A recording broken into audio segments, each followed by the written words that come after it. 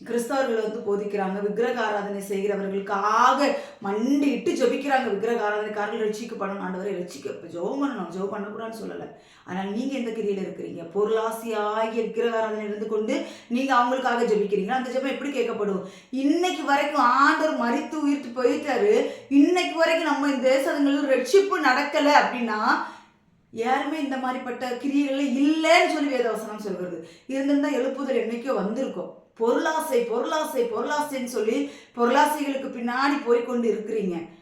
இவைகளின் பேர் முதலாக உங்களுக்குள் சொல்லப்படக்கூடாது என்று வேதவசனம் சொல்கிறது. பரிசுத்தவான்கள்னு இன்னைக்கு மனுஷர்களை வார்த்தைகளை நம்பி என்ன சொல்றது, ஒரு ஊழியக்காரங்களை பார்த்துட்டா அவங்கள்ட்ட போய் நம்ம காரியத்தை சொல்லி அவங்கக்கிட்ட போய் நம்ம ஜெபிக்க கேட்டுக்கொள்ளணும். நான் வேண்டான்னு சொல்ல மாட்டேன். ஊழியக்காரர்கள்ட்ட ஜெபிக்க கேட்டுக்கொள்ளணும், நான் வேண்டான்னு சொல்ல மாட்டேன். ஆனால் ஜெபிக்க கேட்டுக்கொள்ளுங்க. ஜெபிச்சு அவங்கள ஒரு பொருளாசைக்குள்ள நீங்கள் விசுவாசிகளாகி நீங்கள் தள்ளி விட்டு விடாதீர்கள் என்று தான் நான் சொல்லுவேன். இன்றைக்கு அநேகர் ஊழியக்காரர்களை பொருளாசையில் தள்ளி விடுகிறது யாருன்னு கேட்டிங்கன்னா, பிசாசு இல்லை. பிசாசு பொருளாசையில் தள்ளுறான்னு நினைக்காதீங்க.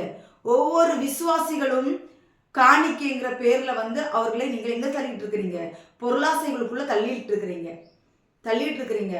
ஆண்டவர் அழகா சொல்லியிருக்காரு. இன்றைக்கு நான் சொல்லுவேன், கர்த்தருடைய பிள்ளைகளே, நான் எங்க வேண்டுமானால் இந்த வார்த்தையை நான் சொல்லுவேன். ஆண்டவர் சீஷர்களை பிரித்து விட்டார். பிரித்து விடும்போது ஆண்டவர் என்ன சொல்லிவிட்டார்?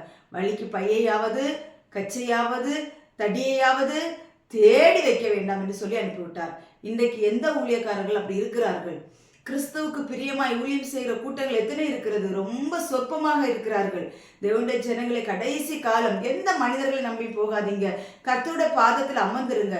பரிசுத்தவான் பரிசுத்தவான் பரிசுத்தவான் என்று சொல்லி தன்னை மேற்பூச்சாய் காட்டிக் கொள்கிறார்கள். நாங்கள்லாம் பரிசுத்தவான் சொல்லி மேற்பூச்சாய் காட்டிக் கொள்கிறார். ஆனால் உள்ள ஒன்றும் கிடையாது.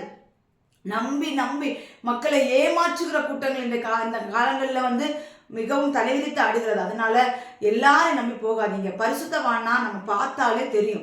இவங்க பரிசுத்தவான் பார்த்தா தெரியும். எப்படி பார்த்தா தெரியும்? அவங்களுடைய பேச்சுகள், நடவடிக்கைகள், அவங்களுடைய சில கிரியைகளை பார்த்து நம்ம என்ன செஞ்சிடலாம், கண்டுபிடிச்சிடலாம். இவங்க